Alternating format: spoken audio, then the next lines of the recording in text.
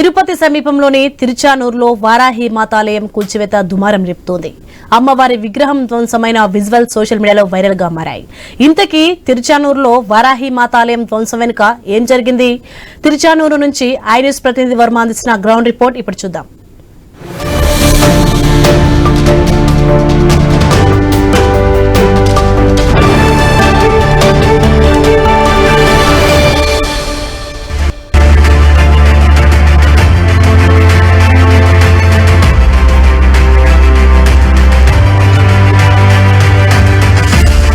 తిరుపతి సమీపంలో ఉన్న తిరుచానూరులో ఓ వరాహి ఆలయం కూల్చివేత అంశం ప్రస్తుతం సోషల్ మీడియాలో విస్తృతంగా చర్చ అయితే జరుగుతోంది. ఈ ఆలయం కూల్చివేత దృశ్యాలు సోషల్ మీడియాలో అవి వైరల్గా మారుతున్నాయి. ప్రస్తుతం నేను ఆ ప్రదేశంలోనే ఉన్నాను. ఇది ఎక్కడంటే ఇది సరిగ్గా తిరుచానూరులోని పద్మావతి అమ్మవారి ఆలయం పక్కనే ఉన్న ఏదైతే స్వర్ణముఖి నది ఒడ్డునే ఈ ప్రదేశం అయితే ఉంటుంది.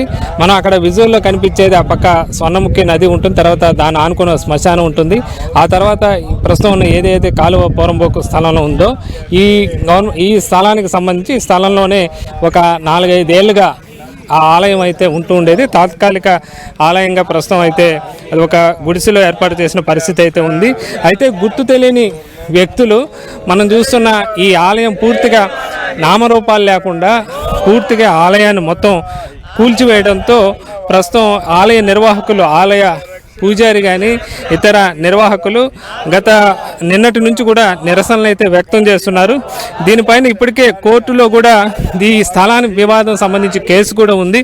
ప్రస్తుతం కోర్టులో కేసు ఉన్న సందర్భంలోనే ఈ విధంగా ఉన్న పొలంగా కూల్చివేయడం పట్ల వీళ్ళంతా కూడా ఆవేదన అయితే వ్యక్తం చేస్తున్నారు. ప్రస్తుతం మనతో పాటు ఇక్కడ ఆలయ పూజారి ఉన్నారు. అలాగే ఇక్కడ పలువురు హిందూ సంఘాల నాయకులు కూడా మద్దతుగా రావడం జరిగింది. అసలు ఏం జరిగింది, ఎందుకని ఈ ఆలయాన్ని కూల్చేశారు, అప్పుడు ఏం జరిగింది, ప్రస్తుతం మనం ఆలయ ప్రధాన అర్చకులు కూడా ఉన్నారు, ఆయన్ని కూడా ఒకసారి అడిగి తెలుసుకునే ప్రయత్నం చేద్దాం. స్వామి చెప్పండి, ఎందుకని ఈ ఆలయాన్ని ఇక్కడ కూల్చివేయాల్సి వచ్చింది? అసలు ఎప్పుడు ఈ ఆలయాన్ని ఇక్కడ ఏర్పాటు చేశారు మీరు? గత 5 సంవత్సరాల ముందు శ్రీ ఆదివారాహి ఆలయాన్ని ఇక్కడ ఒక పర్ణశాలలో నిర్మించడం జరిగింది. ఈ 4 సంవత్సరాలుగా ప్రకృతికి, వర్షాలు, ఎండలకి ఆ యొక్క టెంకాయ కీతులు అవన్నీ కూడా బాగా ఇదైపోయేసి లోపల వర్షం నీరు వచ్చి అమ్మవారు తడుస్తున్నారని శాశ్వత ఆలయ నిర్మాణం చేయడానికి దీన్ని మేము నిర్మించడం జరిగింది. ఆలయం నిర్మాణం పనులు జరుగుతుండగా దీని మీద గత సంవత్సరంగా కొంతమంది వై రామిరెడ్డి, వై మణిరెడ్డి వారి కుటుంబ సభ్యులు మరికొంతమంది దీని వెనకాల ఉండి ఈ స్థలాన్ని ఖాళీ చేయమని చెప్పి మమ్మల్ని చేసి కోర్టులో కేసు వేయడం జరిగింది. కోర్టులో కేసు వేసినప్పుడు హైకోర్టులో ఆ కేసును డిస్మిస్ చేశారు. పూజలు జరగకూడదు, ఇందులో ఎటువంటి కార్యకలాపాలు జరగకూడదని హైకోర్టులో వేసి ఉన్నారు. అది డిస్మిస్ అయిపోయింది. మేము లోయర్ కోర్టులో కేవెట్లు వేశాం. వాళ్ళు కోర్టు ద్వారా జరగని పనిని తమ బలంతోనో తమ అధికార బలంతోనో చేయాలని అనేక రకాలైనటువంటి ఇబ్బందులకు మమ్మల్ని గురి చేశారు. దారులు మూసేశారు, ఆలయానికి ఉన్న ఆ బావి నుంచి ఉన్నటువంటి కనెక్షన్ తీసేశారు, నీటి కుళాయిని.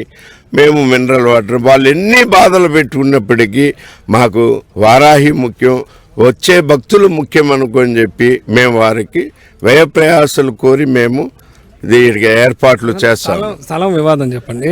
స్థలం ఇది ఏమి స్థలం? రిజిస్టర్ స్థలమా? కాదండి, కాలువ పోరంబోకని తెలుసు. ఇది నదీ పరివాహక ప్రాంతం, రివర్ బెడ్ ఇది. కానీ మాకు తెలియనప్పుడు మేము ఈ స్థలాన్ని కొనుగోలు చేసిన మాట వాస్తవం. కొనుగోలు చేశారు మీరు? అంటే ఇది గవర్నమెంట్ ల్యాండ్, మీరు ఎట్లా, ఎవరి దగ్గర? మాకు తెలియదండి, తరువాత విచారణలో తెలిసింది. తెలిసిన తర్వాత మనం ఏం చేయలేం కదా. సరే అని చెప్పి మేము ఇక్కడ ఉన్నాము. దౌర్జన్యంగా నాకు కావాల్సింది ఆలయ నిర్మాణానికి ఒక స్థలం కావాలి. ఇక్కడ వాళ్ళు ముందర దౌర్జన్యం చేశారు, వెనక దౌర్జన్యం చేశారు. నాకు ఆలయం కావాలి ముఖ్యం, స్థలము. ఇప్పుడు ఏదైనా ఉంటే గవర్నమెంట్ రావాలి, స్థలం గవర్నమెంట్ స్థలం కాబట్టి ఏదైనా నిర్మాణాల అభ్యంతరం ఉంటే గవర్నమెంట్ కూల్చేయాల్సి ఉంటుంది. అయితే వీళ్ళు ప్రైవేటు వ్యక్తులు ఎందుకని రావడం జరిగింది ఇక్కడికి?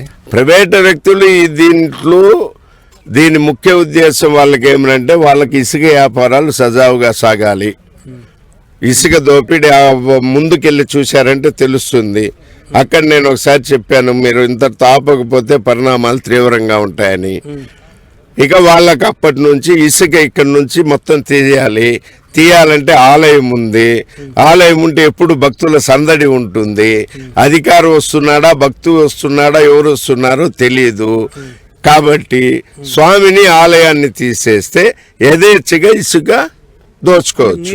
ఎవరు వచ్చిన వ్యక్తులు ఎవరు, వాళ్ళతో మీకు ఏమైనా ముందు పరిచయాలు ఉన్నాయా? వచ్చిన వ్యక్తులు విషయంగా ఈ ఆలయం కూల్చివేయడానికి వచ్చిన వ్యక్తులు, కూల్చివేయడానికి వచ్చిన వాళ్ళు ఎవరని నాకు తెలియదు. మాకు ముందు రోజు ఉదయం 8 గంటలకి మా పైన దాదాపు రామిరెడ్డి, వైమన్రెడ్డి, వారి కుటుంబ సభ్యులు, వారి భార్య పిల్లలు మా పైన, వారితో పాటు 30 మంది దాడి చేశారు. లోపల స్థపతులు ఉన్నాము, కూలి వాళ్ళు ఉన్నారు, నేనున్నాను. పనిచేసేటువంటి మహిళలు, వంట పని, అకౌంటెంట్స్ చేసేవాళ్ళు, వాళ్ళు అప్పుడే 8:30కు వచ్చారు. నన్ను గట్టిగా దబాయించి నేను ఒక్కడే, కూలి వాళ్ళందరినీ బెదిరించారు. మా దగ్గర ఉన్నటువంటి సెల్ ఫోన్లు తీసేసుకున్నారు. నన్ను అక్కడ కూర్చొని పెట్టారు, ఎక్కడికి పోకూడదు నువ్వని. నా బ్యాగ్ తీసుకున్నారు, బ్యాగులో డబ్బులు ఉన్నాయడే అని చెప్పి దబాయించి తీసేసుకున్నారు. దాని తర్వాత అందులో డబ్బులు కూడా తీసేసుకున్నారు. అది కూడా కంప్లైంట్ రాసిచ్చాను. 57,200 రూపాయలు నా డబ్బులు కనపడలేదు. దాని తర్వాత ఆలయంలో పనిచేసేటువంటి శశికళ, వసుమతి అనే వాళ్ళిద్దరూ వస్తే ఆ ఆడపిల్లల పైన దాష్టికం చేసి వాళ్ళ బట్టలు చింపేసి వాళ్ళ దగ్గర సెల్ ఫోన్లు తీసుకోవాలని, సమాచారం బయట వెళ్ళకూడదని. అంటే ఎవరు ఈ రామిరెడ్డి వీళ్ళంతా, వాళ్ళకి స్థలానికి ఏం సంబంధం, వాళ్ళు ఎందుకు ఇక్కడికి రావటం? రామిరెడ్డి, వై మణిరెడ్డి వాళ్ళ కుటుంబానికి సంబంధించింది ఈ స్థలం అనేది. ఇది వాళ్ళే మన గతంలో రాసిచ్చారు. వాళ్ళే వాళ్ళ 6 మంది సంతకాలు ఉంది, వాళ్ళ నాన్నది ఉంది, వాళ్ళ అన్నదమ్ములు 5 మంది సంతకం పెట్టారు. కానీ మనం గవర్నమెంట్ చెల్లదు, అమ్మకూడదు, కొనకూడదు. ఇప్పుడు కొనకూడదు అంటే అమ్మి వాడు మోసం చేశాడు కదా, నన్ను మోసమే కదా చేశాడు మరి. కాబట్టి మేము న్యాయంగా అమ్మవారి సేవలో నేను చెప్పాను, ప్రాధాయపడ్డాను. ఆలయం కొడుతున్నప్పుడు నా పైన దాడి జరిగింది. వారాహి అనే మాట తప్ప, కొట్టిన ప్రతి దెబ్బకి నేను వారాహి అన్నాను తప్ప వేరే మాట మాట్లాడలేదు. వాళ్ళకే వదిలేస్తున్నా, వాళ్ళ విజ్ఞతకి.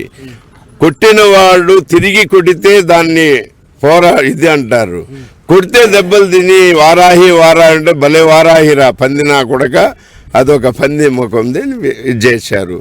అది అమ్మవారే చూసుకుంటారు, అంతకు మించి నేనేం చెప్పలేదు. వాళ్ళు కూడా ఏదో ఇప్పుడు సోషల్ మీడియాలో చూస్తే వాళ్ళు కూడా వాళ్ళ వర్షం ఒక ఆరోపణలు ఏదో చేస్తున్నారు మీ పైన కూడా. అవును, మరి ఇన్ని రోజులు ఏం చేస్తున్నారు? నేను శవాలు పెట్టి పూజ చేస్తానని, మద్యం సేవిస్తానని ఇవన్నీ చెప్తున్నారు. ఇది ఈ కాలంలో జరిగింది కాదు, నా గత చరిత్ర అది. గతంలో నేను రత్నాకరుడని ఒంటి మీద బట్టలు ఒలిచేసిన వ్యక్తి వాల్మీకి అయితే రామాయణం అనే మహాగ్రంథం వచ్చింది. నా గత జీవితంతో మీకు అవసరం లేదు. ఇప్పుడు మీరు ధర్మం పట్ల నాకు అవగాహన ఇప్పుడు అధికారుల దృష్టికి తీసుకువెళ్లారు, అధికారులు ఏం చెప్తున్నారు? ఇప్పుడు మీరు కలెక్టర్ ఆఫీస్ కూడా వెళ్ళినట్టున్నారు, ఏం చెప్పారు, ఏం ఫిర్యాదు చేశారు? ఈ ఆలయం దీని మీద మాకు మళ్ళీ పునర్నిర్మించి ఇవ్వాలి. ఎవరైతే చేశారో వాళ్ళని కఠినంగా శిక్షించాలి, ధర్మాన్ని రక్షించండి అని కోరాము. కలెక్టర్ గారు కూడా ఆయన క్యాంప్ వెళ్ళి ఉన్నారు, డిఆర్ఓ గారు ఉన్నారు. ఆయన ఖచ్చితంగా వెంటనే నేను పోలీసు వారికి, రెవెన్యూ వారిని అలర్ట్ చేస్తాను అని చెప్పారు. అలాగే కొంతమంది ఇక్కడ భక్తులు ఉన్నారు, హిందూ సంఘాల నాయకులు కూడా ఉన్నారు, వాళ్ళు ఏం చెప్తారో కూడా చూద్దాం. సార్ మీరు చెప్పండి, ఒక 4 ఏళ్ళుగా ఇక్కడ ఆలయం పెట్టుకొని, ఒక పర్ణశాలలో పెట్టుకొని పూజలు అయితే చేస్తున్నారు కదా, ఈ ఆలయం కూల్చివేత పైన ఏం చెప్తారు మీరు? జై శ్రీరామ్. నా పేరు కుమారస్వామి, హిందూ చైతన్య వేదిక జిల్లా బాధ్యత. ఏదైతే ఇక్కడ ఆలయాన్ని కూల్చారో చాలా ఘోరమైన పరిస్థితిలో చూసాం. మాకు సమాచారం నిన్న 10 గంటలకు వచ్చింది. వచ్చినప్పుడు చూస్తే స్వామిని వారి భక్తులు చాలా దీనమైన పరిస్థితిలో కూర్చున్నారు. ఏమని అడిగితే మేము మొన్న రాత్రి పౌర్ణమి పూజ చేసాం. చేసినప్పుడు అన్ని మూర్తులు అన్ని బాగానే ఉన్నాయి. తెల్లవారిది వచ్చి చూసిన వెంటనే గుడిలోని ఉత్సవ మూర్తి, అదేవిధంగా గుడికి సంబంధించిన అన్ని వస్తువులు కనబడలేదని చాలా దేని పరిస్థితిలో ఉంటే జేసీబీ ద్వారా అక్కడ త్రవ్వకాలు జరుగుతుంటే అక్కడికి వెళ్ళి చూసాను. కూడా ధ్వంసం చేశారంటారా? ధ్వంసం చేశారండి. మేము వెళ్ళినప్పుడు చూస్తే దానికి సంబంధించిన వీడియోలు కూడా ఉన్నాయి. నిన్న ఆ జేసీబీ తీస్తున్న సమయంలో మూల విరాట్ విగ్రహం, ఉత్సవ విగ్రహాలు, బీరువా, గుడికి సంబంధించిన ఫర్నిచర్ అవి అన్ని బయట మేము చూస్తుండగానే అన్ని బయటపడ్డాయి. చూస్తుంటే భక్తులు అప్పుడు ఎవరైతే తవ్వకాలు చేస్తున్నారో ఆ భక్తులందరూ చాలా నినాదాలు చేసి జై వారాహి అని చాలా సంతోషంతో విగ్రహాలు తీశారు. కానీ తీసిన తర్వాత చూస్తే అమ్మవారి చేతులు నరికేశారు. అదేవిధంగా ఉత్సవ మూర్తులు చాలా దీనమైన పరిస్థితుల్లో ఉన్నాయి. దానికి అమ్మవారికి సంబంధించిన నగలన్నీ కూడా పక్కన పడేసి చాలా దారుణమైన పరిస్థితి. అప్పటికి నిర్ణయించిన ఎవరైతే ఈ దాష్టికానికి పాల్పడ్డారో వారి మీద కఠినమైన చర్యలు తీసుకోవాలి. ఏదైతే మన వేరే మతస్థులు ఇది వరకు కాలంలో మతస్థులు కూడా చేయలేనంత దారుణమైన దాడులు చేశారు. రాత్రి చేసిన పూజకి తెల్లవారితో గుడి లేదంటే ఇంతకన్నా దారుణమైన పరిస్థితి మన హిందూ ధర్మానికి ఏది జరిగి ఉండదు ఇప్పుడున్న కాలంలో అనేది మేము తీవ్రంగా ఖండిస్తున్నాము. అదే కొంతమంది కూడా ఉన్నారు భక్తులు. మీరు చెప్పండి, ఎట్లా చూడాలి? ఈ ఆలయం సంబంధించి రెండు రకాల వెర్షన్స్ వినిపిస్తున్నాయి. ఒకటేమో ప్రభుత్వ స్థలం అంటున్నారు, ఆ తర్వాత కొంతమంది ప్రైవేట్ వ్యక్తులు రావడం ఇక్కడ జరిగింది. ఎట్లా పోనీ ఏది వివాదాలు ఎట్లున్నా కూడా విగ్రహాలు ధ్వంసం చేయడం, దానికి కూడా ఒక పద్ధతి ఏదైనా ప్రభుత్వ పరంగా వెళ్లాల్సి ఉంటుంది. ఓవరాల్గా ఎట్లా అనిపిస్తుంది? ఓవరాల్గా 2 రోజులుగా చూస్తూ ఉంటే వాళ్ళ వర్షన్ ఎట్టుందంటే, నువ్వు ప్రభుత్వ భూమి అయితే నువ్వు కలెక్టర్ కానీ ఎంఆర్ఓ కానీ నువ్వు వెళ్ళి లెటర్ ఇస్తే అది వాళ్ళు చూసుకుంటారు కదా, నీకేం సంబంధం అంటే, మేము చెప్తే కలెక్టర్ వస్తాడు, మేము వస్తే ఎంఆర్ఓ వస్తాడు అనేటటువంటి వాతావరణం వాళ్ళలో ఉంది. అంటే నేను పార్టీ చెప్పను కానీ మా పార్టీ ఆఫీసే కలెక్టర్ ఆఫీసు, మా పార్టీ ఆఫీసే ఎంఆర్ఓ ఆఫీసు, తహసీల్దార్ ఆఫీసు అనేటువంటి వాతావరణం వాళ్ళు ఉన్నారు. ఇక్కడ వ్యక్తి ఎవరైనా కావచ్చు, వ్యక్తితో సంబంధం లేదు. పెద్ద పెద్ద మహానుభావులే, కరుణానిధి లాంటి వాడే, రాముని తిట్టిన వాడే సచ్చే ముందు రాముని గురించి గొప్పగా రాశాడు. మరి అట్లాంటప్పుడు తమిళనాడు అతను ముఖ్యమంత్రి కాకుండా పోతాడా? మాజీ ముఖ్యమంత్రి కాకుండా పోతారా? ఇతను గతంలో ఉండొచ్చు.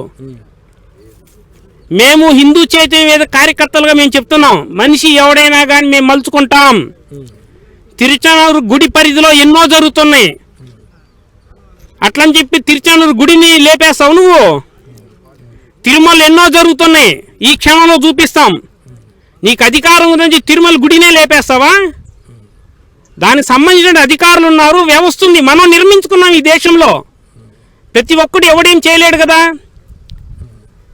ఇప్పుడు అన్ని సంఘాలు, హిందూ సంఘాలు పోయి కలెక్టర్ ఆఫీసులో లెటర్ ఇచ్చాం, అయ్యా ప్రభుత్వం భూమా ఎవరి భూమే మాకు సంబంధం లేదు, గుడిని తీసేయడానికి ఒక పద్ధతి ఉండిద్ది, ఆ పద్ధతి ప్రకారం జరగలేదు. పాకిస్తాన్లో గుడికి సంబంధం వచ్చినా, ఇబ్బంది వచ్చినా, అమెరికాలో ఇబ్బంది వచ్చినా, ఈవెన్ తిరుచానూరులో గుడికి ఇబ్బంది వచ్చినా హిందూ సంఘాలు వస్తాయి, మేము ముందుకు వస్తాము, ఖబర్దార్. అది ఇక్కడ హిందూ సంఘాలు కూడా వీళ్ళు కూడా ఆవేదన, ఆగ్రహం అయితే వ్యక్తం చేస్తున్నారు. ఏదైనా డిస్ప్యూట్ ల్యాండ్, ఏదైనా గొడవలు ఉన్నా కూడా గుడి తొలగించే పద్ధతి అయితే ఇది కాదని చెప్తున్నారు. మనం చూసే ఈ దాదాపు ఇది 1 ఎకరా స్థలం ఇక్కడ మనకు విజువల్లో కనిపిస్తుంది. ఇక్కడ ఒక పర్ణశాలలో ఒక 4 ఏళ్ల క్రితం ఇక్కడ నవరాత్రి ఉత్సవాలు చేయడం జరిగింది. వారాహి అమ్మవారి ఆలయం ఇక్కడ పర్ణశాలలో విగ్రహం ఏర్పాటు చేసుకొని, అయితే గత 4 ఏళ్ళుగా కూడా దసరా ఉత్సవాలు ఇక్కడ చేయడం జరిగింది. ఇక్కడ నుంచి స్థానికులు కూడా వచ్చి ఇక్కడ దర్శనం చేసుకుంటూ పూజలు నిత్యం కూడా జరుగుతూ ఉండేవి.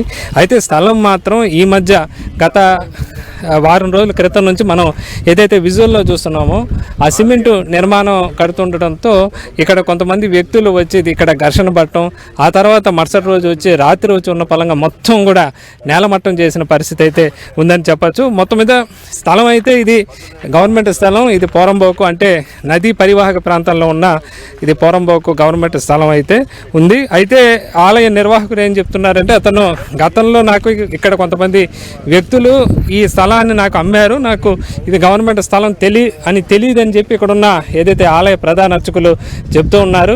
అయితే దీని తర్వాత దీని మీద బెదిరింపులకు గురి చేశారు, తర్వాత పూర్తిగా నేలమట్టం చేశారని చెప్తున్నారు. అయితే 2 రకాల వెర్షన్స్ అయితే ఇక్కడ వినిపిస్తున్నాయి. మొత్తం మీద గవర్నమెంట్ స్థలంలో ఇక్కడ ఒక తాత్కాలిక ఆలయ నిర్మాణం చేపట్టడం, పర్ణశాల చేపట్టడం అయితే జరిగింది.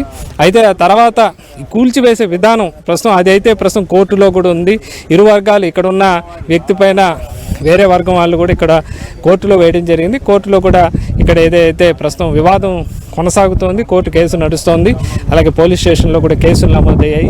ఈ నేపథ్యంలో ఉన్న పలంగా మొత్తం ఇక్కడ ఉన్న ఆలయాన్ని తీసేయడం మాత్రం వివాదాస్పదంగా మారిందని చెప్పచ్చు. అయితే ఎవరి వర్షన్ అయితే వాళ్ళు చెప్తున్న పరిస్థితి అయితే ఇక్కడ మనకు కనిపిస్తోంది. ప్రస్తుతానికైతే ఈ కాలువ పరంబోకు స్థలంలో ప్రస్తుతం ఉన్న తాజా పరిస్థితి ఇదిగా చెప్పుకోవచ్చు. ప్రస్తుతం ఇక్కడ మళ్ళీ ఆలయం కట్టాలని హిందూ సంఘాల నాయకులు అయితే వాళ్ళు డిమాండ్ చేస్తున్నారు. గుడిని తొలగించే పద్ధతి ఇది కాదు. ఏదైతే అమ్మవారి విగ్రహం సంబంధించి పూర్తిగా ధ్వంసం చేసి ఈ విధంగా కాళ్ళు ఆ చేతులు అవి నరికేయటం చూసేదానికి కూడా చాలా ఆవేదన కలిగించిందని కూడా చెప్తూ ఉన్నారు. మొత్తం మీద ఇష్యూ అయితే రాష్ట్ర వ్యాప్తంగా కూడా చర్చనీయాంశంగా మారింది. ఇది రాజకీయ రంగు కూడా పులుముకున్న పరిస్థితి అయితే ఇష్యూ నెలకొందని చెప్పచ్చు. అయితే ఈ అంశం పైన మరో వర్షన్ కూడా ఒకసారి చూద్దాం. ఏదైతే వీళ్ళు ఆరోపిస్తున్నారో టీడీపీ నాయకులకు సంబంధించి కిషోర్ రెడ్డి అని, ఆయన ఏం చెప్తారో, ఆయన వర్షన్ ఎలా ఉండేది కూడా ఒకసారి ఆయన కూడా కనుక్కొని అది కూడా తెలుసుకునే ప్రయత్నం అయితే చేద్దాం.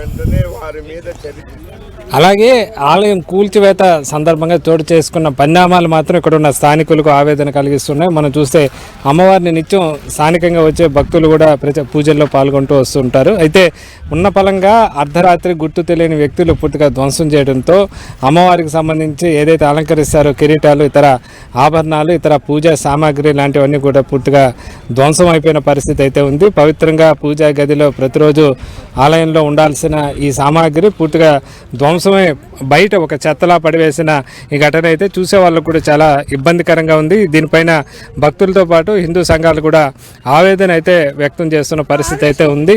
ఇలాగే ఇంకా మరో చోట కూడా ఈ పక్కన స్వర్ణముఖి ఒడ్డును కూడా మిగతా అమ్మవారి విగ్రహాన్ని కూడా పారేసినట్లుగా కూడా ఇక్కడ నిర్వాహకులు అయితే చెప్తున్నారు. ఒకసారి దాన్ని కూడా పరిశీలించే ప్రయత్నం అయితే ఒకసారి చేద్దాం.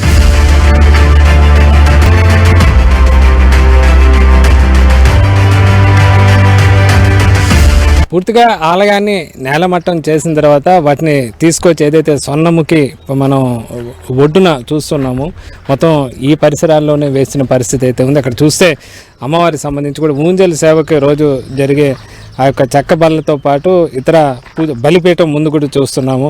వాటన్నిటిని కూడా ఈ విధంగా పూర్తిగా చెత్తలో మనం చూస్తే ఈ స్వర్ణముఖి నదిలో ఇక్కడ ఈ మరుగు నీటి దగ్గర పారేయటం మాత్రం బాధాకరంగా చెప్పుకోవచ్చు. అమ్మవారి విగ్రహం నిత్యం పూజలు అందుకునే విగ్రహం ఈ విధంగా ధ్వంసం అయిపోయి ముక్కలైపోవటం, ఇతర పూజా సామాగ్రి ఆభరణాలు కానీ అమ్మవారి వస్త్రం కానీ ఇవన్నీ కూడా మామూలుగా హిందువులకు చూడగానే ఎవరికైనా కూడా బాధ కలిగించామని చెప్పచ్చు.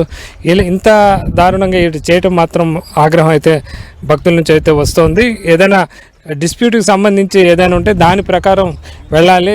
మరో రకంగా కానీ ఆలయాన్ని కూల్చివేయటం ఎంతవరకు కరెక్టు, ఆ అమ్మవారి విగ్రహాలను కూడా ఈ విధంగా చిందరవందరగా పాడేయటం కూడా కరెక్ట్ కాదని చెప్పి కూడా ఇక్కడ భక్తులు అయితే చెప్తున్నారు. మనం చూస్తే దానికి సంబంధించి ఆలయ సంబంధించి మిగతా విడి భాగాలు కూడా మనం చూస్తున్నాం. దానికి సంబంధించి కూడా పూర్తిగా పర్ణశాలలో గత కొంతకాలంగా ఇది ప్రభుత్వ భూమిలో వీటిని చేసుకోవడం జరిగింది. ఏదైనా ఉంటే గవర్నమెంట్ దీని మీద చర్యలు తీసుకోవాల్సి ఉంది. అయితే ప్రైవేటు వ్యక్తులు రావడం కరెక్ట్ కాదని చెప్తే వీళ్ళు వర్షన్ అయితే వాళ్ళు అయితే చెప్తున్న పరిస్థితి. ప్రస్తుతం హిందూ సంఘాల నాయకులు కూడా ఉన్నారు. ఎట్లా మీరు ఆ రోజు ఏం జరిగింది, అసలు ఏంది విషయం ఏమిటి, ముందు వివాదం సంబంధించి ఏమిటి, ఎందుకని ఇక్కడ వరకు గుడి కూల్చేత వరకు రావడం జరిగింది? ఇది ముందుగా ఇతను స్వామి గారికి గుడి గత 8 సంవత్సరాల క్రితం ఇచ్చారు. ఆ ల్యాండ్ ఓనర్స్ ఎవరైతే ఉన్నారో వాళ్ళు గుడి కావాలంటే మొత్తం 4 ఎకరాల చిల్లర వీళ్ళకి ఇచ్చారు. దాని తర్వాత వీళ్ళు చేస్తున్నటువంటి ఇబ్బందులు, అమ్మవారు కొంచెం ముందుగా గుడి పెట్టుకోమన్నారు, గుడి పెట్టుకున్నారు. ఎప్పుడైతే వీరికి ఈ ప్రభుత్వం మారిన తర్వాత వీళ్ళు ప్రభుత్వ నాయకులు అని అనుకున్నారో ఈ ఇసుక మాఫియా ఇసుక కోసం కేవలం ఇసుక దందా ప్లస్ భూమి మీద ఉన్నటువంటి ఆశతో వీళ్ళని ఎట్లాగైనా ఖాళీ చేయించాలని చెప్పి బలవంతంగా చేయించడానికి వచ్చారు. యాక్చువల్గా ఈ భూమి ఎవరు సొంతం కాదు, ఇది ప్రభుత్వ భూమి. ఎందుకంటే స్వర్ణముఖి నది, ఇది మొత్తం స్వర్ణముఖి నదికి సంబంధించినటువంటి భూమి మనం చూస్తున్నాం. ఒకప్పుడు స్వర్ణముఖి నది దాదాపు 1/2 కిలోమీటర్ వ్యాసం ఉండేది మనకి స్వర్ణముఖి నది. ఇదంతా కూడా ఇసుక, చూడండి ఇసుక తవ్వకాలు మీకు కనపడతాయి. ఇసుక తవ్వకాలు ఇక్కడ కావచ్చు, ఆడ కావచ్చు, మొత్తం ఇసుక తవ్విన ఇది కనపడుతోంది. కేవలం ఈ ఇసుక దందాల కోసమే వీళ్ళని ఎలాగైనా గుడి నుంచి లేకుండా తరమాలి. ఎందుకంటే గుడిలో జనాలు వస్తే, జనాలు ఉంటారు రెగ్యులర్గా వస్తూ ఉంటే వీళ్ళకి ఇబ్బంది అవుతుంది. ఏ ఇసుక దందాన్ని అడ్డుకుంటారు కాబట్టి వీళ్ళని ఫస్ట్ లేకుండా చేయాలనుకున్నారు. ఏదన్నా ఉంటే ఎంఆర్ఓకి చెప్పాలి. ఏదన్నా భూమిని ఆక్రమిస్తే ఎంఆర్ఓ, కలెక్టర్ ఉన్నారు, వారు వచ్చి వీళ్ళు ఖాళీ చేయకపోతే పోలీసులు అండతో ఖాళీ చేపిస్తారు. అది పద్ధతి. వీళ్ళేంద్ర అంటే ఇప్పుడు మాది అధికారం, మేము చెప్పిందే శాసనం అంటూ మా వెనకనే కలెక్టర్ ఉన్నాడు, మా వెనక ఎంఆర్ఓ ఉన్నాడు, మా వెనక పోలీసులు ఉండాలని చెప్పి వీళ్ళు ముందుకు వచ్చి కూల్చడం జరిగింది. ఖచ్చితంగా వాళ్ళ వెనకనే ఉండాలని అనుకోవాల్సి వస్తుంది. ఎందుకంటే 9వ తేదీ ఉదయం దాదాపు 30 మంది వచ్చి ఈ స్వామి మీద దాడి చేశారు. ఒక అమ్మాయికి అయితే, ఒక స్త్రీకి అయితే దాడి చేస్తే కట్టు కూడా అయింది. ఎమ్మెల్సీ కూడా చేయించి స్టేషన్లో ఇచ్చారు, దానివల్ల దాడి జరిగిందని. ఆ రోజు ఎటువంటి కేసు పెట్టలేదు, వాళ్ళపైన ఏమీ డిస్కస్ చేయలేదు. మరుసటి రోజు 10వ తేదీ తెల్లారి ఎఫ్ఐఆర్ కట్టారు. ఎఫ్ఐఆర్ కట్టిన తర్వాత వారి మీద ఎటువంటి యాక్షన్ లేదు. ఆ రోజు 9 గంటలకి పౌర్ణమి పూజ చేసుకుని వెళ్ళిపోయారు. రాత్రి ఏ సమయంలో వచ్చారో తెలియదు. సిఐ గారు అయితే 11:30కి నేను పెట్రోలింగ్ వచ్చినానన్నారు. దాని తర్వాత ఎవరు లేరని నిర్ధారించుకొని దాని తర్వాత వచ్చినారు. మొత్తం గుడినే సమూలంగా తీసేసి వాళ్ళు ఎంత క్రూరంగా ఉన్నారు అని అంటే, అమ్మవారి చేతులు నరికేయడం అనేది ఇది ఖచ్చితంగా చాలా ఘోరమైనటువంటి సంఘటన. ఈ సంఘటనని మేము తీవ్రంగా ఖండిస్తున్నాం. ఇది ప్రభుత్వం దగ్గరుండి ప్రభుత్వ అధికారులు చూడాల్సినటువంటి సంఘటన. ఇది మన భరత భూమి. ఈ భరత భూమి వేద భూమి. ప్రపంచంలోనే వేద భూమి, వేదాలతో వెలిసిన భూమి ఏదైనా ఉందంటే ఈ భారతదేశం. ఈ భారతదేశంలో గుడి కట్టడానికి ఇది ప్రభుత్వ భూమి, ఇంకో భూమి అనడానికి ఇది మొత్తం కూడా దైవ భూమి. ఈ దైవ భూమి దేవుడు ఎక్కడ వెలిస్తే అక్కడ ఆ గుడిని కాపాడాల్సిన బాధ్యత ప్రభుత్వానికి ఉంది. అలాంటి ప్రభుత్వం రూల్స్ అడ్డం పెట్టి నాయకుల కోసం, వారి యొక్క మన్నలు పొందడం కోసం ఇంతవరకు యాక్షన్ తీసుకోలేదు. నిన్నటి రాత్రినంటే ఇప్పటికీ దాదాపు 30 గంటలు దాటేసింది. ఇంతవరకు వారి మీద ఒక్కరి మీద కూడా యాక్షన్ తీసుకోవాలా. మామూలుగా ఇదే సంఘటన ఇంకెవరైనా చేస్తే ఈ వరకు రిమాండ్లో ఉండింటారు. రిమాండ్లో పెట్టాల్సిన వ్యక్తి ఈరోజు జాలీగా బయట తిరుగుతున్నాడు అని అంటేనే ఇది ఎవరి అండతో జరుగుతుందో, ఎందుకు జరుగుతుందో, ఇది ధర్మం మీద జరుగుతున్నటువంటి దాడి. ఇది ఖచ్చితంగా గౌరవ ముఖ్యమంత్రి చంద్రబాబు నాయుడు గారు, మన సనాతన ధర్మ పరిరక్షణ కోసం వచ్చిన మన డిప్యూటీ ముఖ్యమంత్రి గారు పవన్ కళ్యాణ్ గారు మీ దృష్టికి తీసుకెళ్ళి రావాలి, మీరు ముందుకు రావాలని మిమ్మల్ని ప్రాధాయపడుతున్నాం. హిందువుల్ని మేము ఇంకా ఎన్నేళ్ళు మా బాధలు మేము పడాలి? మాకు స్వాతంత్రం లేదా? మా దేవి దేవతలను కొలుచుకునే హక్కు మాకు లేదా? ఇప్పుడు ఇంకా మేము బాధల్లోనే వెలగాల. దయచేసి మా హిందువులను రక్షగా నిలబడాలని, రక్షించాలని మిమ్మల్ని నేను ప్రాధాయపడుతున్నా. మీరు ఇక్కడ స్థానికంగా ఉంటారా? నేను గుడికి వస్తుంటాను. గుడికి వస్తూ ఉంటారు మీరు? నేను 1 year బట్టి వస్తున్నాను. అమ్మవారి బాగానే అందరికీ కాపాడుతున్నది, అందుకు మీరు వస్తుంటాం. నాకు ఎక్కువ చెప్పారు. ఇక్కడ భక్తులు కానీ హిందూ సంఘాల నాయకులు చెప్తున్నారు. అయితే ఇది పోరంబోకు స్థలం, గవర్నమెంట్ స్థలం అయినప్పటికీ కూడా గుడిని ఈ విధంగా కొంతమంది వ్యక్తులు, ప్రైవేట్ వ్యక్తులు వచ్చి ధ్వంసం చేయడం అయితే కరెక్ట్ కాదన్న అభిప్రాయం అయితే వ్యక్తం అవుతుంది. మరోవైపు దీనిపైన ఇంకో వర్షన్ కూడా వినిపిస్తుంది. ఇక్కడ ఇసుక మాఫియా జరుగుతోంది. ఆ ఇసుక మాఫియాకి అడ్డు వస్తారన్న కారణంగానే ఇక్కడ ఆలయం ఉంటే ఇబ్బందికరంగా ఉంటుందన్న కారణంగా కూడా తొలగించారని చెప్పి ఇక్కడ ఉన్న స్థానికులు కూడా ఆరోపణ అయితే వ్యక్తం చేస్తున్న పరిస్థితి అయితే ఉంది. మొత్తం మీద ఇక్కడ ఏదైతే వరాహి ఆలయం ఏదైతే పర్ణశాలలో ఉందో, తాత్కాలిక ఆలయ నిర్మాణం కూల్చివేత మాత్రం ప్రస్తుతం రాష్ట్రంలోనూ చర్చనీయాంశంగా మారిన అంశంగా చెప్పుకోవచ్చు. దీనిపైన సీఎం కానీ డిప్యూటీ సీఎం లాంటి వాళ్ళు కూడా దీని మీద చొరవ చూపి చర్యలు తీసుకోవాలని ఇక్కడ ఉన్న ఆలయ నిర్వాహకులు అయితే కోరుతున్న పరిస్థితి అయితే ఉంది. ఇది ఇక్కడ తాజా పరిస్థితి.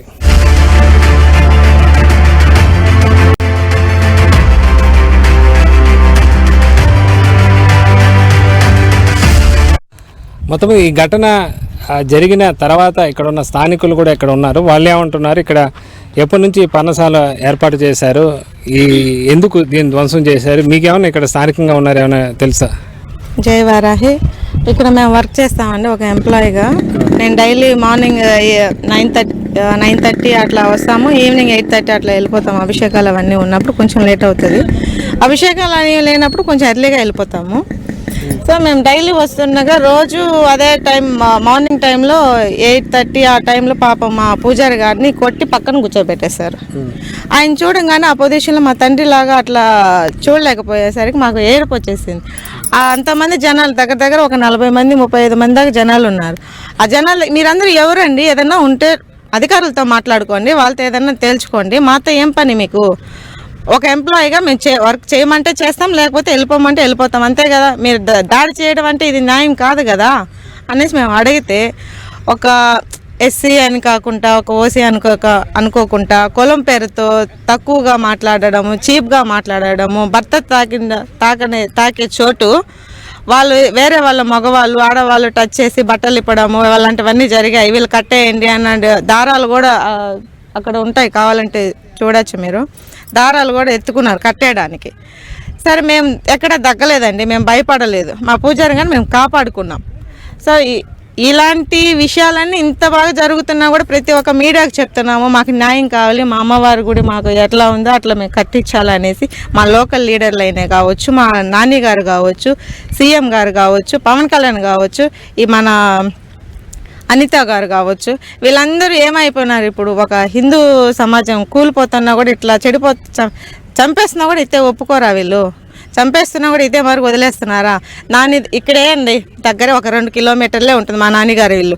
ఆయన ఓట్లేసి గెలిపించుకున్నాం కదా, ఆయన కాడ ఇంతవరకు ఆ మ్యాటర్ తెలియకుండా ఉంటుందా? తెలుసు, అయినా సరే ఆయన సీన్లోకి రాలేదు. ఎందుకు రాలేదు? దొంగలేనండి, అంత టీడీపీ అంతా దొంగలే. మేము గెలిపించుకున్నందుకు మా చెప్పుతో మేము కొట్టుకుంటున్నాం. ఒక అమ్మవారికి అంత అన్యాయం జరుగుతున్నా కూడా పట్టించుకోవట్లేదు. ఒక మహిళగా మాకు ఇంత అన్యాయం జరుగుతున్నా పట్టించుకోవట్లేదు. ఈ మధ్య ఒక న్యూస్లో చెప్పారు మా అనిత గారు, ఎక్కడ ఆడపిల్లకి అన్యాయం జరిగితే అక్కడ నేను ఉంటాను అని. అమ్మవారు, మా సాక్షాత్తు అమ్మవారికి అన్యాయం జరిగింది, రాలే. మాకు జరిగింది, రాలేదు. ఇంకెవరికి జరిగితే వస్తుంది? ఇట్లా లోకల్ లీడర్లు ఏంటంటే చిట్టుకేస్తే మాట్లాడుతున్నారు, మీరేం పీకలేరు, అమ్మ నా బూతులు తిడతా ఉన్నారు. అవి తిట్టించుకోవడానికి, అవి కొట్టించుకోవడానికి, మేము బట్టలు ఇప్పించుకోవడానికి మిమ్మల్ని మేము ఓట్లేసి మేము గెలిపించుకుంది. మీరు చెప్పండి, ఏం జరిగింది అప్పుడు? అవునండి, మేము మామూలుగానే ఇక్కడ వర్క్ చేస్తాము 1 ఇయర్ నుంచి. ఆల్రెడీ మేము 3 ఇయర్స్ నుంచి ఇక్కడ అమ్మవారి భక్తులము. ఇంకా మాకు ఏమంటే పవన్ కళ్యాణ్ గారు వారాహి భక్తులు కాబట్టి, సో ఆయన దీక్ష తీసుకున్నప్పుడు వారాహి మాత టెంపుల్ని కడిగారు ఆయన. అన్న కడిగినప్పుడు మేము అది ఇంకా ఇంప్రెస్ అయ్యి వారాహి భక్తికి ఇంకా మేము వారాహి మాతకి భక్తులు అయ్యాము. 1 ఇయర్ నుంచి ఇక్కడ నేను అకౌంటెంట్గా చేస్తా ఉన్నాను. సో ఎప్పుడు కూడా ఇలాంటి ఇది జరగలేదు. అందరూ ఎక్కడెక్కడి నుంచో విదేశాల నుంచి కూడా వచ్చుండారు, పైగా కలకత్తా నుంచి కూడా వచ్చుండారు, హైదరాబాద్, ఎనీథింగ్ ఏ ఊరైనా సరే వచ్చాయి. అన్ని ఊర్ల నుంచి భక్తులు చాలా మంది వచ్చారు. ఎప్పుడు కూడా ఇలా జరగలేదు. కాకపోతే మొన్నటి దినమున వీళ్ళు వచ్చేసి ఇది భూ కబ్జా చేయాలని చెప్పి ఇక్కడ అమ్మవారు లేకపోతే ఇక్కడ ఇసుక మాఫియా దందా జరిపించవచ్చు అనే ఉద్దేశంతోనే ఇక్కడ అమ్మవారిని కత్తులతో నరకడం జరిగింది. అమ్మవారిని తీసుకెళ్లి బురదగుంట్ల వేయడం జరిగింది. అలాగే ఉత్సవమూర్తులను తీసుకుని బురదగుంట్ల వేయడం జరిగింది. ఇది ఏంటి అని ప్రశ్నించగా మేము అడగగా మా పైన దాడి చేశారు. ఆ దాడిలో మమ్మల్ని చంపడానికి ప్రయత్నం చేశారు. మారణాయుధాలతో వచ్చారు. ఆ ప్రయత్నంలోనే ఈ దెబ్బలు తగిలాయి అనమాట. మాకు మా పూజారిని మేము కాపాడుకోవడంలో ఆ దిశలో మాకు ఈ దెబ్బలు తగిలాయి. దీని మీద కూడా మేము అక్కడ కంప్లైంట్ ఇవ్వడం జరిగింది, కానీ ఏ మాత్రం స్పందన లేదు ఇంతవరకు. వాళ్ళని అలాగే మేమేమనుకుంటున్నామంటే మీ ఛానల్ ద్వారా మేమేం చెప్పదలుచుకుంటున్నామంటే మా గుడి ఎలా ఉనిందో అలా నిర్మించాలి.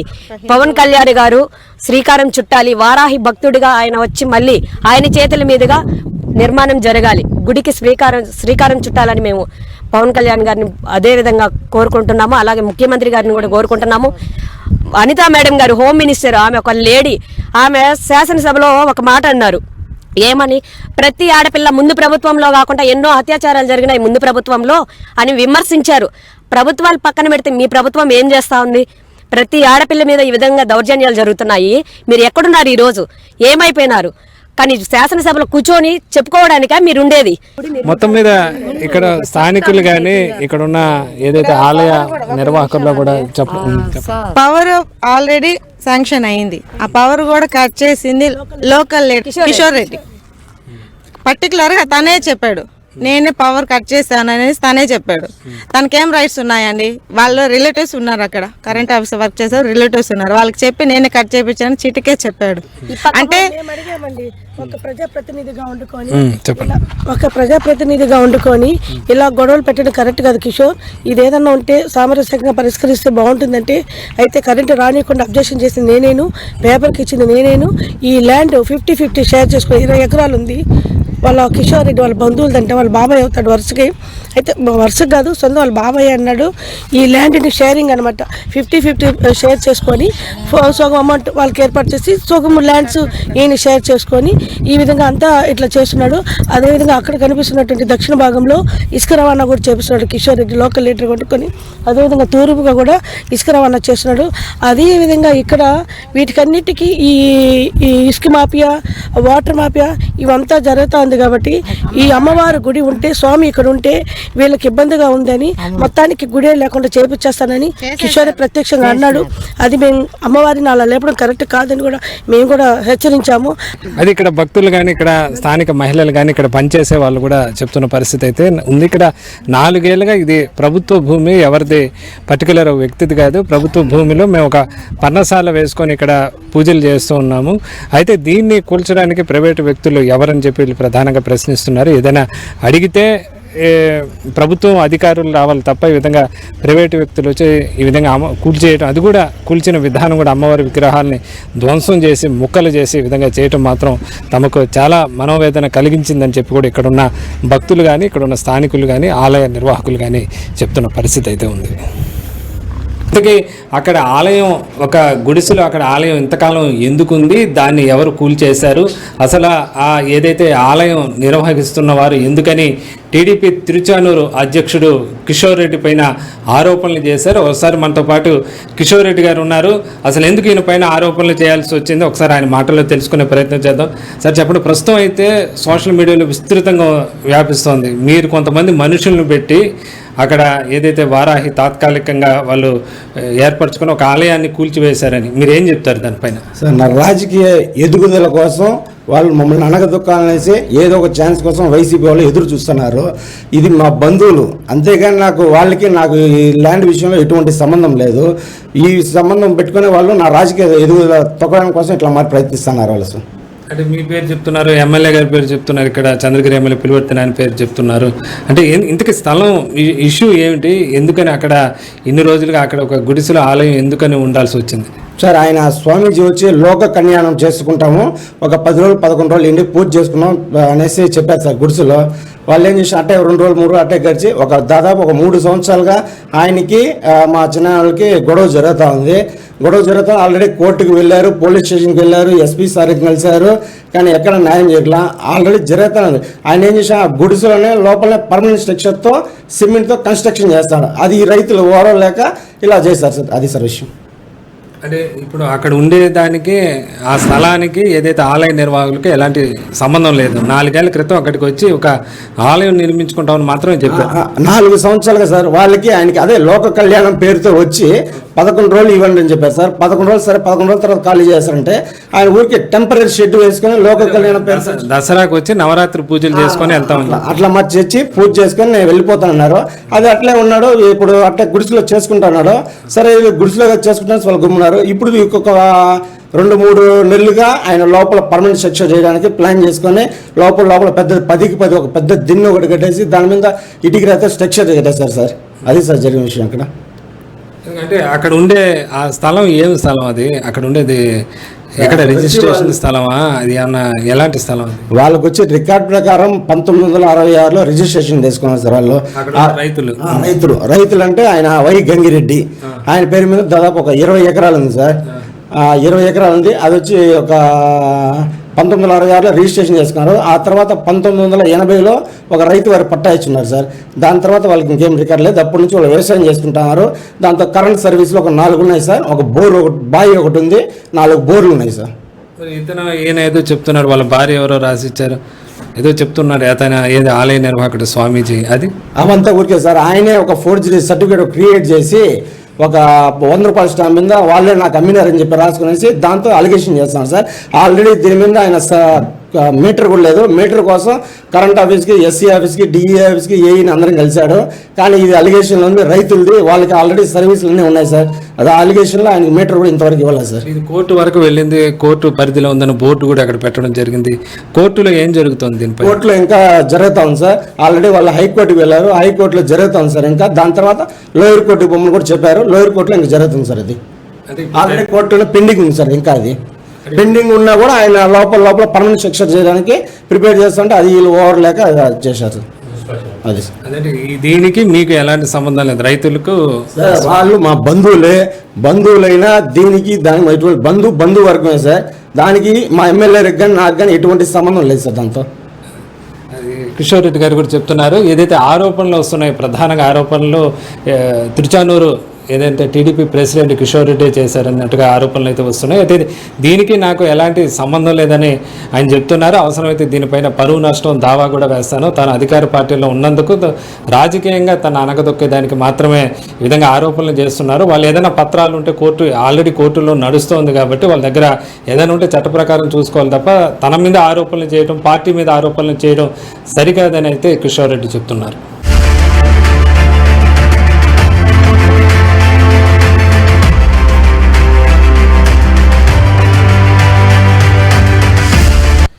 ఇది ప్రస్తుతం వైరల్గా మారిన తిరుచానూరులోని వరాహి అమ్మవారి ఆలయ కూల్చివేత పరిస్థితి. అయితే ఇక్కడ మనం 2 వర్షన్లో కూడా చూసాము. అటు ఆలయ నిర్వాహకులు కానీ ఇటు వాళ్ళు ఎవరైతే ఆరోపించారో దానికి సంబంధించిన వ్యక్తులతో కూడా ఐ న్యూస్ మాట్లాడే వాళ్ళ వివరణ కూడా తీసుకోవడం కూడా జరిగింది. అయితే ఓవరాల్గా ఇది ఒక భూమికి సంబంధించిన ఆక్రమణ సంబంధించిన అంశంగా కూడా మనం చెప్పుకోవచ్చు. ఎందుకంటే ఇది కాలువ పోరంబోక అంటే ప్రభుత్వ భూమి. ఇక్కడ 4 ఏళ్ల క్రితం ఏదైతే ఇక్కడ వచ్చి ఈ పర్ణశాల ఒకటి ఏర్పాటు చేసుకొని గుడి కట్టుకోవడం జరిగింది. బహుశా వాళ్ళ గుడి నిర్వహణక లేదా ఈ స్థలం ఆక్రమణక అనేది కూడా తెలియాల్సి ఉంది. అయితే మొత్తం మీద ఈ ఇష్యూ 4 ఏళ్ళుగా కూడా ఇది కోర్టుల్లోనూ ఇటు పోలీస్ స్టేషన్లో కూడా నడుస్తూనే ఉంది. ఆ తర్వాత ఇప్పుడు ప్రస్తుతం మరొకరు ప్రైవేటు వ్యక్తులు రావటం, ఈ గుడిని కూల్చివేయటం మాత్రం వాళ్ళు ఏదైతే నిర్వాహకులు ఉన్నారో వాళ్ళ ఆగ్రహం అయితే వాళ్ళు వ్యక్తం చేస్తున్నారు. ఇలాగ 2 రకాల వెర్షన్ మనం విన్నాము. 2 రకాలుగా కూడా ఇప్పుడు చూస్తే మొత్తం మీద ఇదొక స్థల ఇష్యూగా కూడా మనం చెప్పుకోవచ్చు. అయితే గుడిని మాత్రం ఈ విధంగా కూల్చివేయటం, అమ్మవారి విగ్రహాలను ధ్వంసం చేయటం మాత్రం చూసే వాళ్ళకి చాలా ఇబ్బందికరంగా మారిందని చెప్పచ్చు. మొత్తం మీద దీనిపైన ప్రభుత్వం చొరవ చూపి దీనికి ఒక పరిష్కారం చూపాలని మాత్రం స్థానికులు కోరుతున్న పరిస్థితి అయితే ఉంది. ఇది ఇక్కడ తిరుచానూరులోని అమ్మవారి ఏదైతే వరాహి అమ్మవారి ఆలయ కూల్చివేతపై ఇక్కడ ఉన్న తాజా పరిస్థితి. కెమెరామ్యాన్ రాజేష్తో వర్మ, ఐ న్యూస్, తిరుచానూరు.